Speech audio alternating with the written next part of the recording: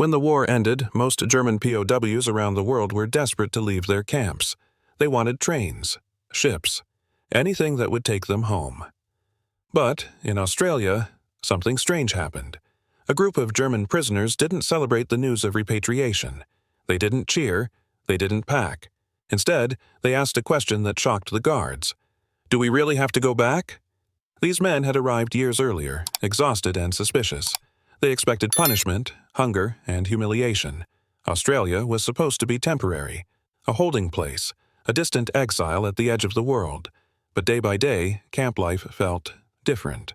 The guards weren't cruel. The food wasn't scarce. Work assignments came with pay.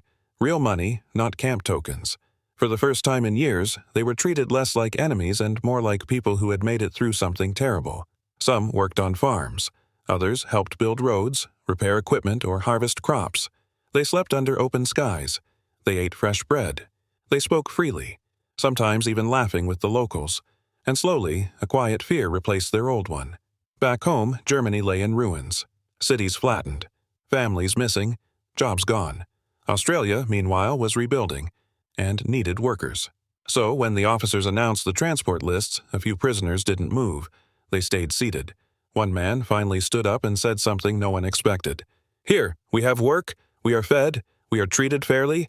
What exactly are we going back to?" The camp fell silent, because he wasn't the only one thinking it. And soon, the Australians would have to decide what to do with men who no longer wanted to be prisoners, but didn't want to leave either. At first, the Australian authorities thought the requests were a misunderstanding. Prisoners always wanted something: extra food, lighter work, better conditions. But this was different. These men weren't asking for privileges, they were asking to stay. By then, many German POWs were no longer locked behind wire all day. Australia faced a massive labor shortage during the war, and prisoners were sent out to work. They milked cows at dawn. They repaired fences under the burning sun. They harvested wheat that stretched farther than they could see, and they were paid. Not much, but enough to buy small comforts: soap, extra food, a newspaper. For the first time in years, they had routines that felt normal. Some farmers trusted them enough to leave tools unattended. Others shared meals on porches after long days in the fields. There were no beatings, no screaming guards, no constant fear. One former POW later said, "We were guarded, but we were not hunted." Letters from Germany told a different story. Homes destroyed, food rationed to almost nothing, millions displaced, moving from town to town with no certainty of survival. Australia, on the other hand, felt stable, predictable, quiet. When the war ended and repatriation orders arrived, the camps were supposed to erupt in celebration. Instead, officers noticed something unsettling: men dragging their feet, work tools not returned, applications quietly submitted, requests to stay as civilian workers. The Australian government hadn't planned for this. Keeping former enemy soldiers on Australian soil was controversial. Some officials worried about public reaction, but others saw the reality. These men already spoke English. They already knew the farms. They already worked harder than most locals expected. And, unlike Europe, Australia had land and opportunity. One camp commandant summed it up bluntly: "If we send them back, many won't survive. If we let them stay, they'll help build this country." The decision wouldn't be simple, because letting them stay meant rewriting what victory looked like, and not everyone agreed.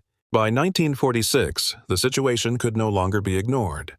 Hundreds of former German POWs across Australia were no longer acting like men waiting to leave.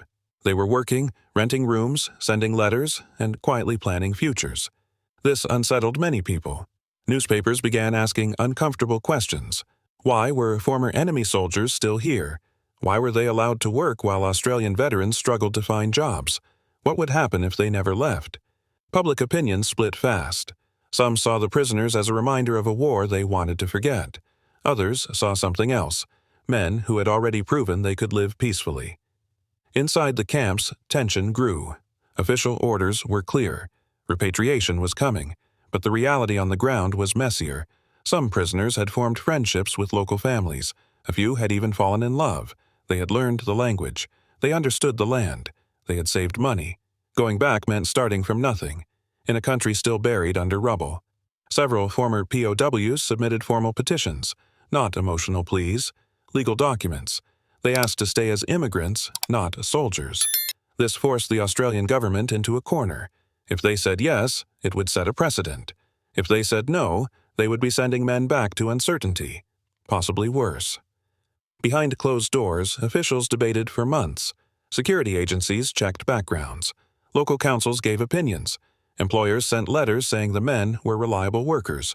One official reportedly said, "They no longer behave like prisoners, they behave like settlers."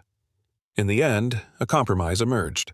Former POWs who met strict conditions could remain. They had to work. They had to follow the law. They had to accept Australia as home. For many, it felt unreal. Men who had arrived behind barbed wire were now signing employment contracts. Some changed their names. Some married locally. Some never spoke of the war again. But not everyone was happy. A final backlash was coming, one that would decide whether this quiet experiment would survive. In the end, there was no dramatic announcement, no ceremony, no speeches, just paperwork. One by one, former German POWs were told they could stay, not as prisoners, but as residents under strict conditions. They were no longer enemies. They were no longer guarded. They were workers. For many, it didn't feel real at first. Men who had arrived in Australia under armed escort were now signing contracts, renting rooms, and buying clothes like anyone else. Some moved back to the same farms where they had once worked under supervision. Only now they were paid full wages. Others found jobs in construction, railways, and factories, helping rebuild a country that had given them a second chance. Letters went back to Germany with unfamiliar words. "We are safe. We have work. Life is possible again." Not all chose to stay. Some returned home to rebuild their families and cities, but thousands didn't. They married Australians. They raised children who spoke English with local accents. They stopped calling themselves former soldiers. Decades later, their names appeared in unexpected places, on business signs, on school records, on war memorials, not as enemies, but as contributors. Historians would later note something unusual. Australia didn't just detain its prisoners, it absorbed them. One former POW, interviewed late in life, said something that summarized it all. "I came here behind wire. I stayed because I was treated like a human being." Today, few people realize that entire communities were quietly shaped by men who once refused to go home. Not because they forgot the war, but because, in the most unlikely place on earth, they finally found peace. In the end, there was no dramatic announcement, no ceremony, no speeches, just paperwork. One by one, former German POWs were told they could stay, not as prisoners, but as residents under strict conditions. They were no longer enemies. They were no longer guarded. They were workers. For many, it didn't feel real.